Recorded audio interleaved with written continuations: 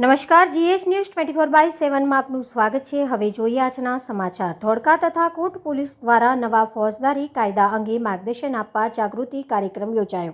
Dholka town police દ્વારા નવા ફોજદારી કાયદા અન્વયે જાગૃતિ અભિયાન કાર્યક્રમનું સોમવારે ધોળકા ખાતે કલીકુંડ વિસ્તારમાં આવેલા નવા સર્કિટ હાઉસમાં આયોજન કરવામાં આવ્યું હતું। આ કાર્યક્રમમાં ધોળકા સેશન કોર્ટમાં સરકારી વકીલ જેસી પટેલ ખાસ ઉપસ્થિત રહ્યા અને તેમને નવા ફોજદારી કાયદાની સમજ આપી હતી। આ કાર્યક્રમમાં ધોળકા નગરપાલિકાના પ્રમુખ અશોકભાઈ મકવાણા, કારોબારી chairman Kinjalben Joshi, Dholka town PI JD Tangarwala સહિત પોલીસ અધિકારીઓ અને પોલીસ કર્મચારીઓ, મ્યુનિસિપલ કાઉન્સિલરો, ધોળકા નગરના આગેવાનો અને વેપારીઓ તથા મહિલાઓ ઉપસ્થિત રહ્યા।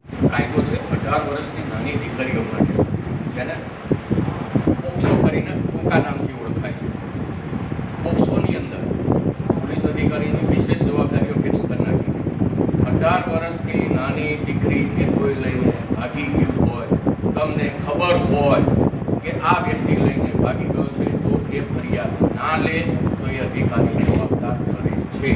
ધોળકા તાલુકાના કોઠ પોલીસ સ્ટેશન હેઠળ આવતા અરણેજ બુટ ભવાની માતાજીના મંદિર પરિસરમાં કોઠ પીએસઆઈ શ્રી પીએન ગોહિલ તથા સરકારી પીપી કેસી પટેલ સાહેબ દ્વારા આજુબાજુના ગામના સરપંચ તેમજ આગેવાનોને નવા ફોજદારી કાયદાની સમજ આપી હતી।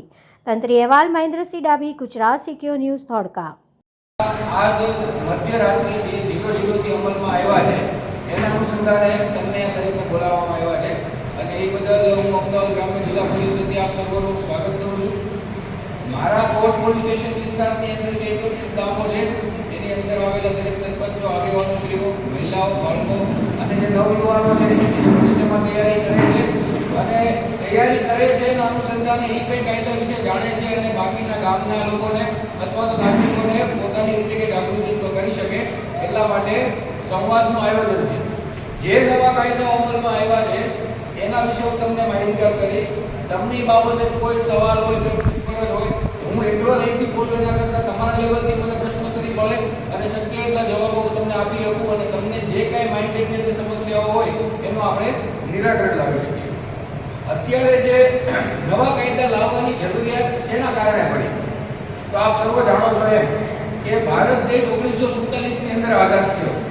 એ પહેલાના સમયથી જે કોલોનિયલ રાજ ચાલતું હતું બ્રિટિશરો દ્વારા, અંગ્રેજોનું જે શાસન હતું, એ શાસનને સુચારુ રૂપે લોકો કાર્યરત રાખી શકે એટલા માટે દરેક લેવલથી ગુના સ્વરૂપે ઇન્ડિયન પિનલ કોડ 1860 વિચાર કરો અત્યારે 2022-24 અત્યારે ચાલુ છે, આપણે મતલબ 21મી સદીથી આપણે ઘણા આગળ નીકળી ગયા છીએ।